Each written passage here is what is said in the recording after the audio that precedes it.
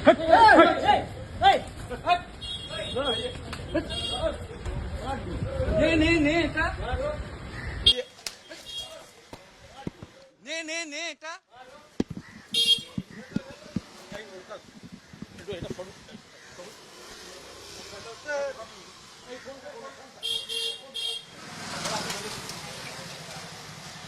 হচ্ছে ভাই?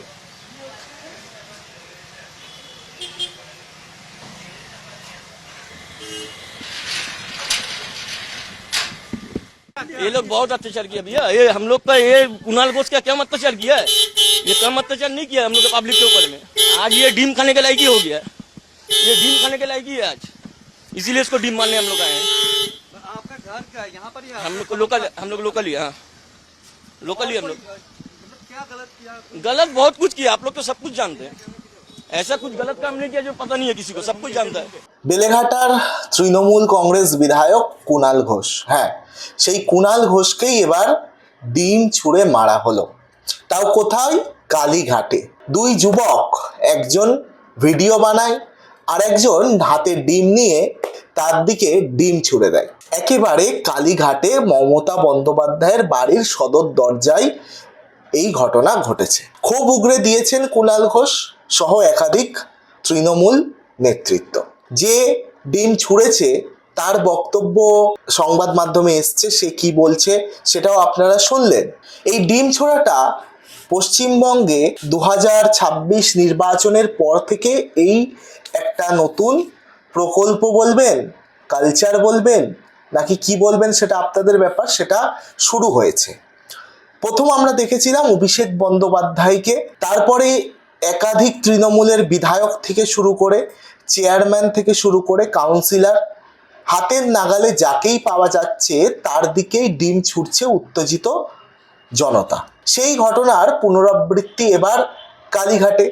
সোমবার বিকালে কালীঘাটে দলনেত্রী মমতা বন্দ্যোপাধ্যায়ের বাড়িতে গিয়েছিলেন বেলেঘাটার বিধায়ক কুণাল ঘোষ। শুধু তিনি নয়, আরও অনেকেই ছিলেন। সৌগত রায়, দমদমের সাংসদ, কল্যাণ ব্যানার্জি শ্রীরামপুরের সাংসদ সহ একাধিক নেতৃত্ব তারা ছিলেন সেখানে।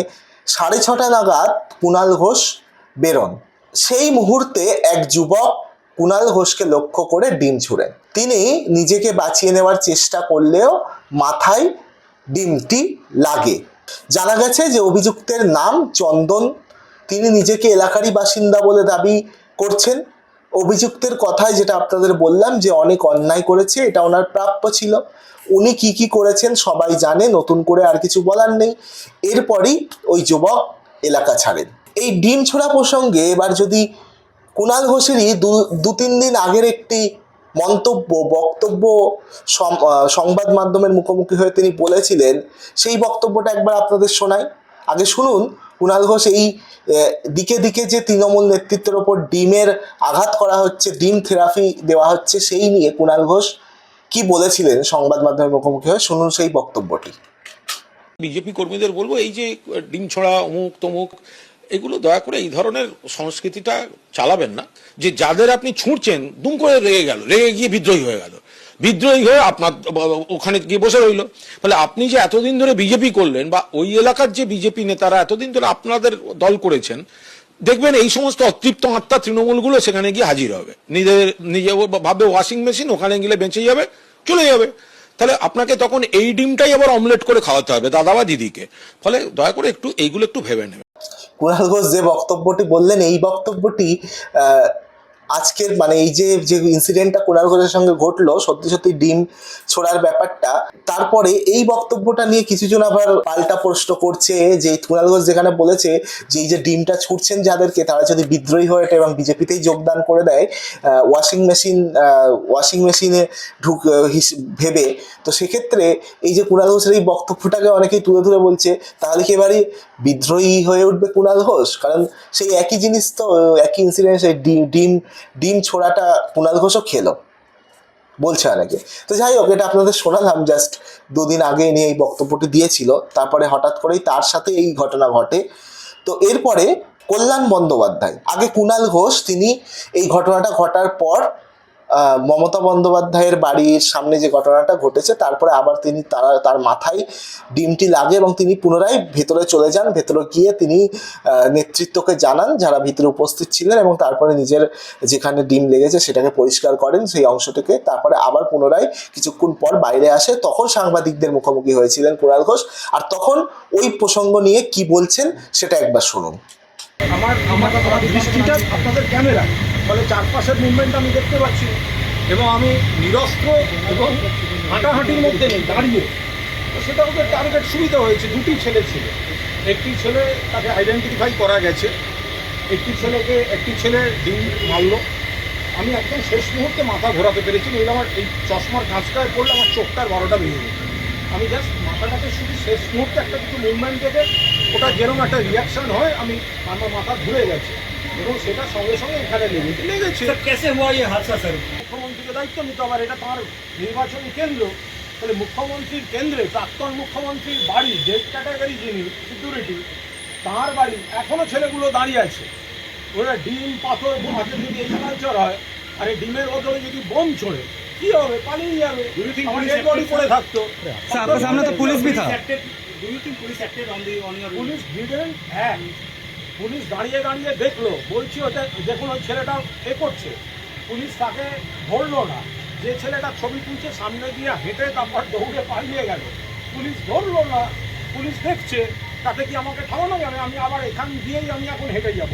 মারলে মারবে, মানুষ দেখবেন। কুণাল ঘোষ সেই জিনিস নয়।